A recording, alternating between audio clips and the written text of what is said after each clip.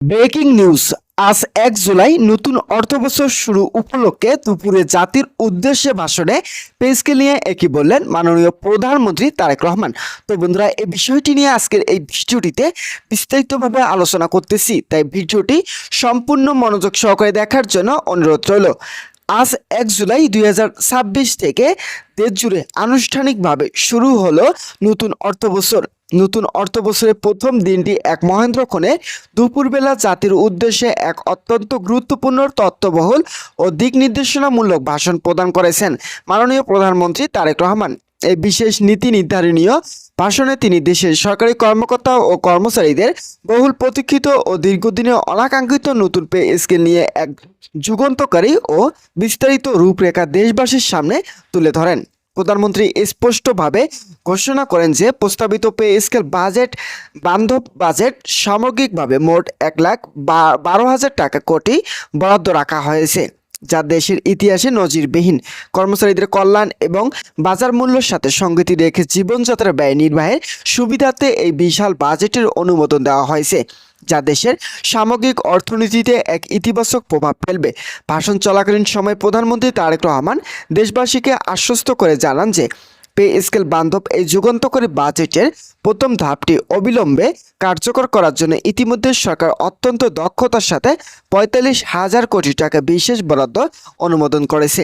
তিনি তার সুনির্দিষ্ট রূপরেখা উল্লেখ করেন যে সার্বিক অর্থনৈতিক পরিস্থিতি ও ব্যবস্থাপনা বিবেচনায় এই নতুন পে স্কেলটি মোট ২টি পৃথক ধাপে সম্পূর্ণভাবে বাস্তবায়ন করার সিদ্ধান্ত গ্রহণ করা হয়েছে। তো বন্ধুরা, ভিডিওটি এই মুহূর্ত পর্যন্ত এসেও যারা এখন পর্যন্ত আমাদের এই চ্যানেলে নতুন সদস্য রয়েছেন তাদেরকে চ্যানেলটি সাবস্ক্রাইব করার জন্য অনুরোধ রইল।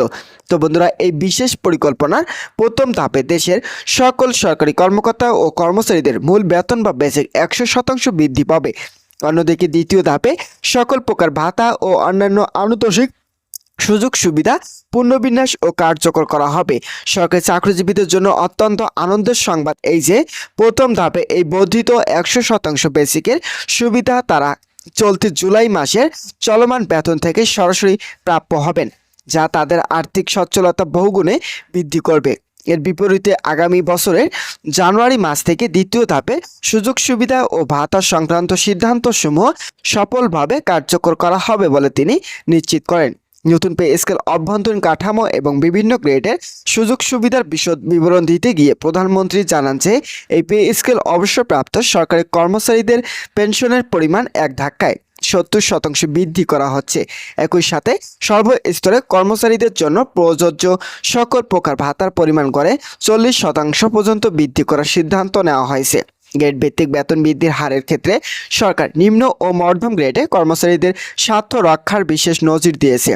সেই অনুযায়ী ১ থেকে ১০ গ্রেডভুক্ত কর্মকর্তাদের মূল বেতন ৫০% বৃদ্ধি পাবে এবং ১১ থেকে ২০ গ্রেডভুক্ত কর্মচারীদের ক্ষেত্রে বেতন ১,৮০,০০০ পর্যন্ত বৃদ্ধি করার এক যুগান্তকারী ও অভূতপূর্ব ঘোষণা দেওয়া হয়েছে। তবে বেতন ও ভাতা বৃদ্ধির এই বিশাল সুবিধার পাশাপাশি প্রশাসনিক সংস্কারের অংশ হিসেবে ১১ থেকে ২০ গ্রেডে এবং ১ থেকে ১০তম গ্রেডে কর্মচারীদের বর্তমানে প্রচলিত কিছু বিশেষ সুবিধা বাতিল করার ঘোষণা দেওয়া হয়েছে।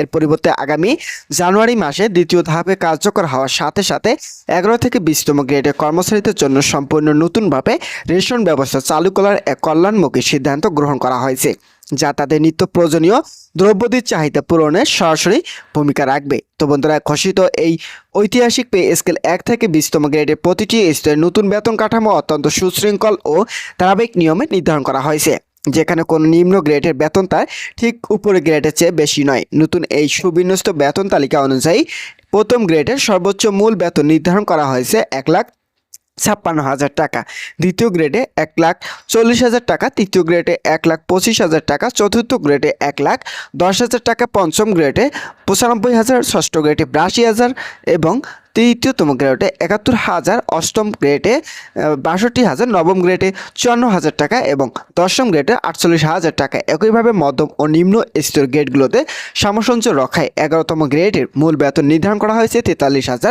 ১২তম গ্রেডে ৩৯,০০০, ১৩তম গ্রেডে ৩৫,৫০০ টাকা, ১৪তম গ্রেডে ৩২,৫০০, 15তম গ্রেডে 30,000, 16তম গ্রেডে 28,000, 17তম গ্রেডে 26,200, 18তম গ্রেডে 24,600, 19তম গ্রেডে 23,200 টাকা এবং সর্বশেষ 20তম গ্রেডের সর্বনিম্ন মূল বেতন নির্ধারণ করা হয়েছে একেবারে 22,000 টাকা, যা দেশের ইতিহাসে সরকারি চাকরিজীবীদের জন্য সর্বনিম্ন বেতন কাঠামো এক অন্যান্য ঐতিহাসিক দৃষ্টান্ত স্থাপন করেছে। তো বন্ধুরা, আজকের এই ভিডিওটি এই পর্যন্ত ছিল। আশা করছি আজকের এই ভিডিওটি থেকে অনেক উপকার পেয়েছেন। যদি উপকার পেয়ে থাকেন তাহলে অবশ্যই আমাদের চ্যানেলটি সাবস্ক্রাইব করে পাশে থাকা বেল আইকনটি অল করে রাখার জন্য অনুরোধ রইল। ধন্যবাদ সকলকে।